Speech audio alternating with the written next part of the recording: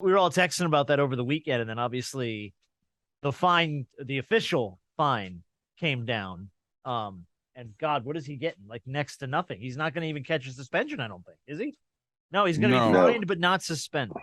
he took a slight leave of absence. Yeah. What is that going to do? Nothing. You think it's a leave of absence going to cause me if I'm Jordan Poole not to kick your ass or try to get my revenge when I see you? But you know, you got to think about this. All the stuff that Draymond has done, he's gotten away with it. Mm-hmm. If the Warriors really wanted to punish him, they should say, you know what? As an NBA player, one of the best things you could ever do is ring ceremony. When you get your rings, they should have said, yo, you cannot come to ring ceremony. You are suspended for that game. And that would hit home because that is the night where everybody want to shine. And he brought this up when he apologized. Now think about it. On ring night, Jordan Poole's people are going to be there. And I don't know Jordan Poole, never met the guy, but I know if my people was there and Draymond walked by him, it's going to be some stomping going on.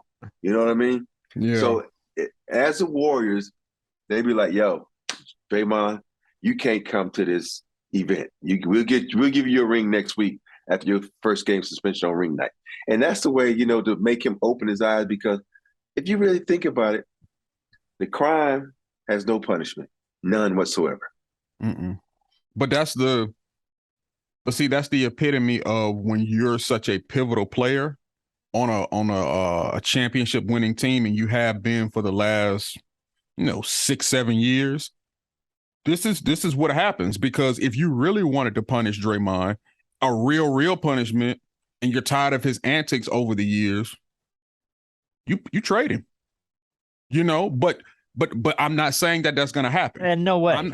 I'm not saying that happens, and I'm not saying that it should.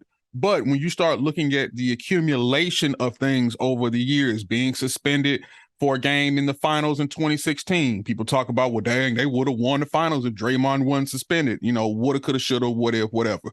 It is what it is. But him being involved in so much, at what point in time, I know you're winning, and I know he's a pivotal piece, but at what point in time do you get sick and tired of being sick and tired?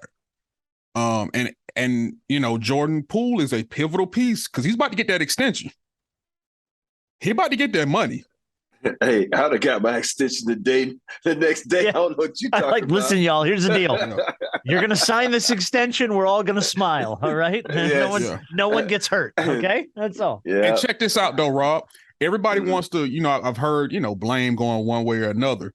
I put this on Draymond, not for the hit, but when you look at how it started, now I don't know if they kind of disclosed about what Jordan Poole was saying. I don't know. I heard some people saying he was calling him triple single, or the stuff that Charles Barkley like. That's what I heard too. Yeah. So my thing is, okay, cool. But when you walk up to a man and you chest bump him, the next thing a man is going to do is push you because you need to get up off me.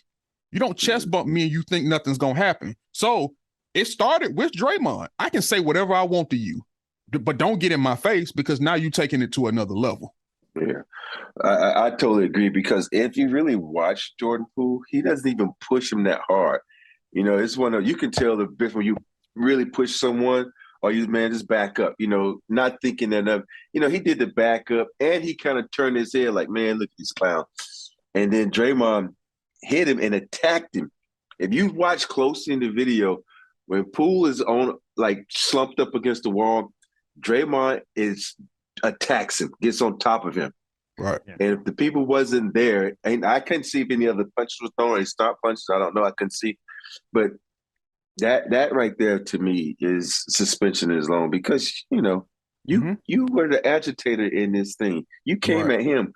You took 20 steps. I know I'm saying 20, probably about 10 steps to this guy. Mm-hmm. Yeah. And so you just got to, it's going to be talked about for a long time. I'm really interested to see what happens during the season. I know one thing: Draymond would never get a high five from me. Well, never. I can't. No, not if you're Jordan Poole. Hell no.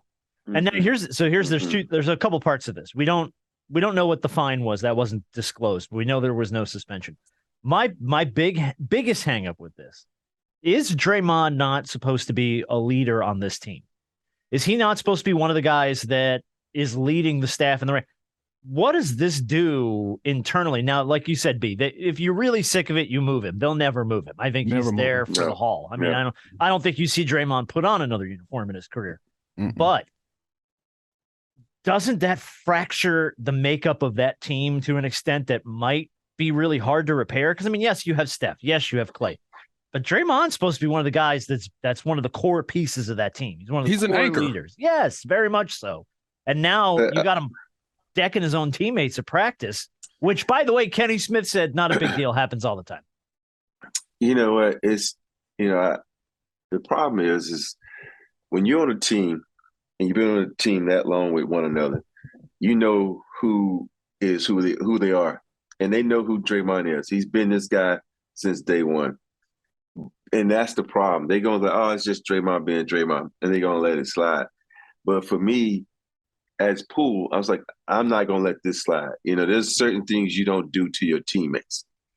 And you might punch a teammate, but that was more than a punch. I don't know if that was a haymaker. Well, that was assault, brother. Yeah. That was a haymaker. That was Mike Tyson in his prime.